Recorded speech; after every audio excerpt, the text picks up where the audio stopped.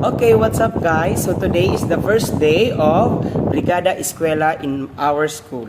So tapos na yung ating araw at it's 4:30 already.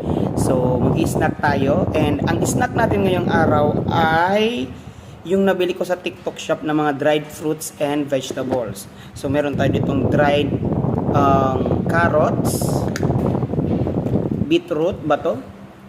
Pasensya na sa kamay ko, madumi kasi naglinis ako ng printer ko kanina. Maraming ink kaya yon naglinis, marami ang ink sa kamay ko. Pero malinis yan ha. Then meron tayong as usual dried na banana.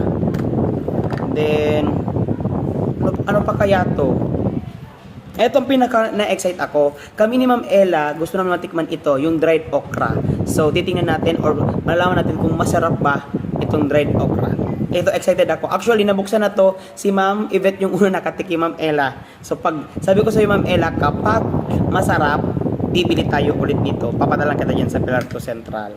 So, meron din tayong, ano to? Kalabasa siguro to. Kalabasa, strip yung hiwa. So, eto. Simulan natin.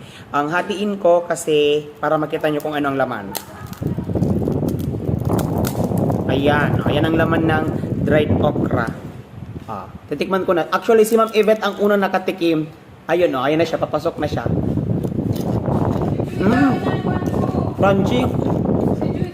Masarap. Bakit kung tita? Masarap. Ano ka dito? Yung video ko. Sino yan? Masarap ba? Masarap. Masarap. Dried Sabi, okra. pwede daw pang snacks ng mga bata. Patanaon ko si Joyta, nilagpasan mo daw. Okay, so ito sunod naman ay itong orange, ang kalabasa ata to.